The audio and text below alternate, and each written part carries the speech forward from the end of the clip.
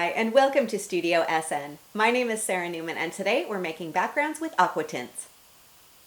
Spectrum Noir AquaTints are intense, concentrated liquid water paints from Crafter's Companion. And what I love about these is not only their rich, vibrant color, but also that you can do so many different techniques with these. And I think you can see here, these are the two colors that I'm using.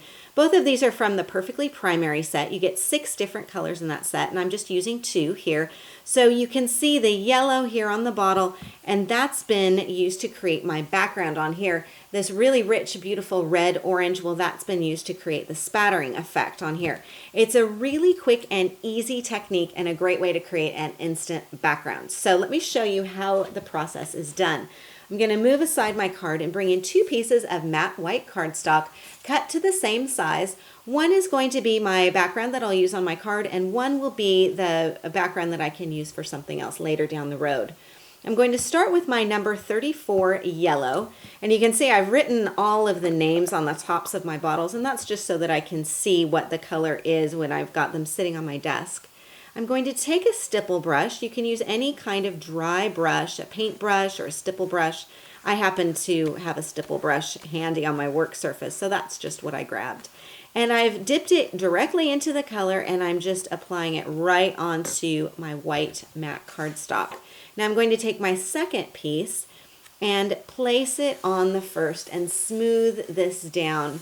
And smooth it really well. I'm basically using it to blot the color of the first. Let me pop the cap back on here. I don't want that to spill. And then I'm going to separate the two. And you can see here right away I have 2 very different looks. So this is the piece that I'm going to set aside. I can use this for lots of different other things. You can stamp on it, you can emboss on it, you can die cut it, punch it, what have you. Now for this second piece, you'll notice I have a really cool texture on here. I could leave this as is, but I do want to add some spattering with this number 11 red orange. So I'll just put this down here on my craft sheet and open up the number 11. With each of your AquaTint sets, you will get 6 plastic pipettes.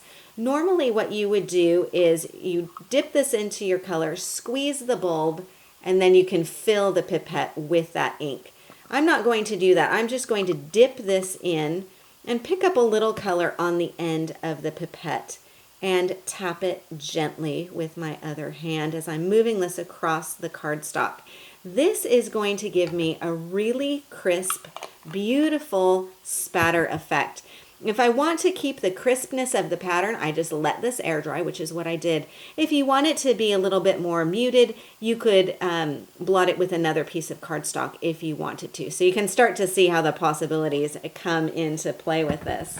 Now let me just swipe up a little bit of this excess ink, and I'll move this aside, and I would just let that air dry.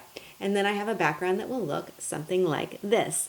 Now for the rest of the card, I've just matted this up onto black cardstock and then gray. I love the gray in combination with the yellow, and that pop of red just really makes a nice contrast. Added some brads here in each corner, and then I've got my focal piece on here. Now this white piece of cardstock has been colored with just a quick swipe of the stipple brush loaded with that number 34 yellow, and then I've stamped directly on top of it. The stamp set that I'm working with is from the Eclectica range from PaperArtsy. This is ESN15, and it's this quote down here that says, "Believe you can and you're halfway there." I really like that. I think that's a nice inspiring sentiment. So I've just stamped that on here with jet black archival ink. I've wrapped some of the gingham ribbon around here and then just added a little bow down here in the corner. This portion has been lifted up with foam tape, so you have a little bit more dimension on there as well. So this is how you can use AquaTints for quick and colorful backgrounds. I hope you enjoyed today's show. For more ideas and inspiration, please stop by my website at saranaumann.com. If you enjoyed today's video, I invite you to subscribe to Studio SN on YouTube, and I will keep you updated with a new video every Wednesday. Thank you for joining me on Studio SN, and I will see you again next time.